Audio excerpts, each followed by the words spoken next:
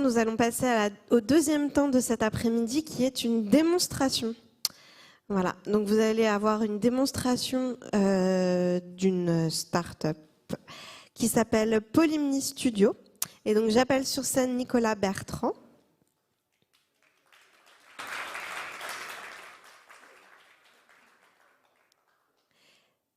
Donc Polymni Studio que Nicolas Bertrand va nous proposer. Je vous invite à vous asseoir dans le fauteuil bleu à ma place. Allez-y, asseyez-vous. Donc vous avez votre ordinateur pour nous montrer à quoi ressemble en vrai Polymni Studio. Donc juste en une phrase, c'est un outil de vidéo au service des formateurs enseignants afin de fabriquer en fait de manière très simple des vidéos pédagogiques. C'est bien ça? C'est bien ça, tout à fait, merci. Donc là oui, on est prêt. Alors mettez bien le micro sur votre menton. Voilà. Donc on voit à l'écran votre présentation. Eh bien parfait. Donc oui, merci pour cette invitation. Et donc voilà, je suis Nicolas Bertrand et je vais vous présenter l'outil Polymni Studio. Donc pourquoi avoir fait cet outil?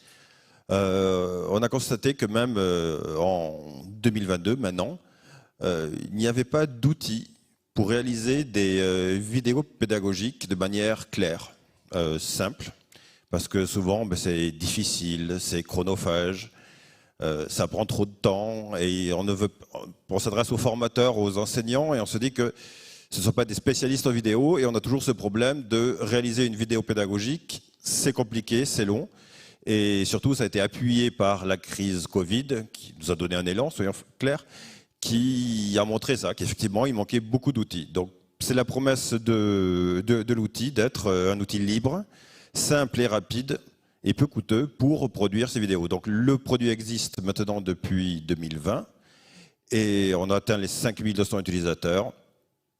Et donc les utilisateurs se composent principalement d'enseignants, de formateurs et d'apprenants. Donc comment ça fonctionne? On essaye de mettre toujours le formateur, l'enseignant dans sa zone de confort, donc on part de son support de cours. Généralement, il peut être fait avec ce qu'on veut, mais on sort toujours du PDF. Donc nous, c'est l'entrée de notre logiciel. On importe notre support de cours sur la plateforme web. À partir de là, on peut choisir, élaborer son discours, décider comment on va organiser ses planches, si on veut intégrer des vidéos et surtout si on veut mettre un prompteur pour asseoir son discours. Donc cette phase de préparation qui est très importante.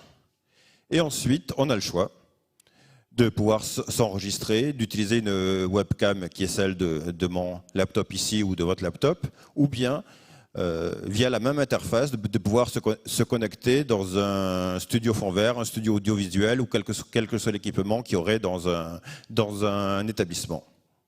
Une fois là, on peut lancer ces enregistrements. Et une fois qu'on a fait ces enregistrements, on peut facilement, avec quelques options, produire la vidéo et surtout la diffuser, c'est-à-dire se retrouver avec une URL, type une URL YouTube, mais Polymni Studio dans ce cas-là, et via son Learning Management System ou via par mail, informer que la vidéo est présente. Donc on a fait toute une chaîne où l'on part du support de cours du formateur jusqu'à la réalisation d'une vidéo, et à aucun moment le formateur ou l'enseignant n'a eu besoin de manipuler un fichier vidéo ou faire du montage vidéo. C'est un peu la promesse de l'outil. Donc les enseignants ont uniquement besoin de leurs slides qu'ils utilisent habituellement pour leurs cours et du texte qu'ils ont l'habitude de dire aux étudiants. C'est ça, de leur texte, voilà. Et donc tout à l'heure, je vous ferai une petite démonstration de justement comment produire une vidéo. Et là, je voulais vous parler de ce qu'on avait imaginé, de pourquoi on a fait cette structure, parce que c'est né de travaux à l'université, donc au laboratoire ERIT, tout proche d'ici, mais nous on est plutôt à l'ANSET. Et donc c'est des travaux ici de nos recherches que l'on valorise actuellement. Donc je suis moi-même ingénieur de valorisation chez TTT actuellement, et on valorise cela pour construire une société coopérative. Donc une société coopérative particulière, qui est une société coopérative d'intérêt collectif, C'est-à-dire, c'est une société où toutes les parties peuvent adhérer à la société, aussi bien donc les employés que des utilisateurs, que des collectivités publiques ou des collectivités privées peuvent être associés à ce projet. Donc on a une organisation collégiale dans ce fonctionnement-là. Ça implique d'avoir un fonctionnement beaucoup plus démocratique et de discuter avec tous les associés pour le fonctionnement et les choix stratégiques de la société. Et enfin, on s'impose des contraintes sur le bénéfice, c'est-à-dire qu'il faut qu'on 60%, non 57,5% je crois, des bénéfices doivent être réinvestis chaque année. Alors donc ça nous donne une sorte de cahier des charges de ce que l'on pense un modèle parfaitement adapté au logiciel libre que l'on voulait développer au départ. Ok, donc c'est une vraie démarche engagée en fait que vous avez. Et vous êtes tous chercheurs dans Polymnie? Enfin, chercheurs, académiques, ingénieurs. Alors nous sommes deux ingénieurs de recherche, Thomas Forgione et moi-même. Vincent Charvilla, qui est professeur d'université à l'INP, et aussi Pascal Chateau-Terris, qui est enseignant-chercheur à l'ANSAT, et qui, elle, est plus spécialisée justement sur le fonctionnement de ces SIC, donc de ces sociétés coopératives qui nous accompagnent là-dedans. Et pour finir, on a Jean-Paul Beyssen, qui est lui plus issu du privé, et qui nous accompagne sur toute la partie commerciale. Okay. Très bien, donc une équipe complémentaire. C'est ça. On l'espère. Donc là, ce que je vous propose, c'est de faire une petite démonstration de l'outil. Donc je vais basculer sur l'outil. Très bien. Hop. Comme ça, on peut voir à quoi ça ressemble en vrai. Donc ça, c'est l'interface. Ça, c'est l'interface. Donc là, on est sur un site web, donc sur polymnie.studio. Donc c'est mon navigateur web. J'ai ouvert là pour la démonstration. J'ai un peu tout préparé, mais on retrouve le support de cours sur lequel le support de cours, là, c'est pour être un support de cours, et là je me suis basé sur le support qui m'a servi à faire la présentation juste avant comme base à ma démonstration. Donc je retrouve mes slides à gauche, un peu à la PowerPoint ou à la LibreOffice Impress. Et j'ai un peu organisé mon discours au début, où en fait j'ai remplacé ici mon image départ juste par un logo animé, parce qu'on peut rajouter toutes sortes de ressources pour venir appuyer le discours. Oui, ça c'est une question que j'avais en fait. Qu'est-ce qui apparaît à l'écran sur la vidéo? Est-ce que c'est forcément la personne, l'enseignant qui parle, ou est-ce qu'il peut y avoir aussi d'autres images qui sont affichées, d'autres vidéos? Alors effectivement, on peut combiner. Donc la base, c'est la planche. Et cette planche, on peut avoir soit son discours et le discours de sa planche, ou bien remplacer sa planche par une ressource vidéo additionnelle. D'accord. Et donc, du coup, l'enseignant est dans un petit coin.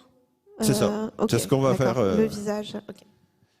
À l'instant qui va venir. Et donc là, pour préparer mon discours, donc aussi j'ai préparé un prompteur dont j'ai parlé tout à l'heure, donc un texte de prompteur qui me permet de préparer mon discours, c'est ça. Et là, je me lance. Une fois que j'ai mes 4 séquences, j'ai décidé la première séquence, je ne vais pas m'enregistrer, je vais m'enregistrer sur 3 séquences. Donc je me lance dans la partie filmée.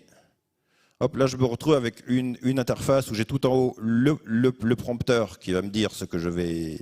Le prompteur. En bas, le transparent que je vais commenter. Et sur la droite, le retour caméra et micro qui me permet d'activer mon discours. Qui me permet d'avoir le retour plutôt de ce que je vais dire. Donc là, je vais faire un enregistrement pour se tester. Se concentrer sur le fond de son discours plutôt que de se perdre dans la technique. 100% en ligne, le logiciel libre Polymnie Studio permet de créer, modifier et diffuser rapidement des vidéos pédagogiques. Donc là, se concentrer sur le fond de son écoute vidéo qui est donc là, le retour son finalement 100% en ligne, le logiciel libre Polymnie Studio permet de créer, modifier et diffuser rapidement des vidéos pédagogiques. Donc ici, j'ai une vidéo enregistrée. Je peux, si je me suis trompé dans mon discours, recommencer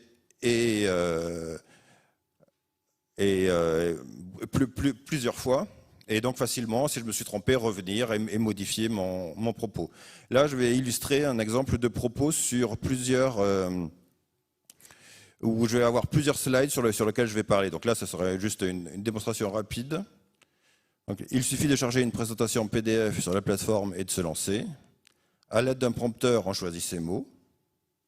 On s'enregistre facilement, une ou plusieurs fois, à l'aide du webcam ou d'un studio audiovisuel.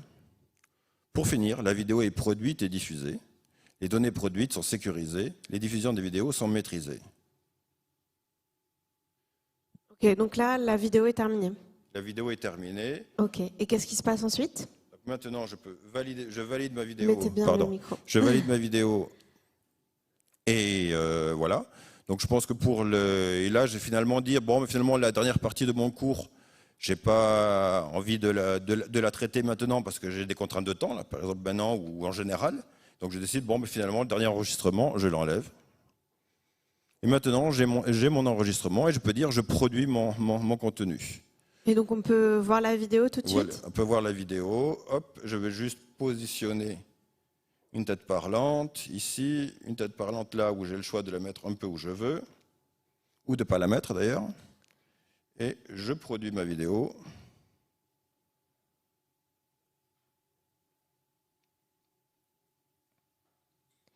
Et est-ce que ces vidéos ensuite sont volumineuses? Parce que parfois c'est un peu difficile de les Alors, il suffit manipuler. de charger une présentation PDF sur la plateforme et de se lancer. On vous entend? À l'aide d'un prompteur, on choisit ses mots.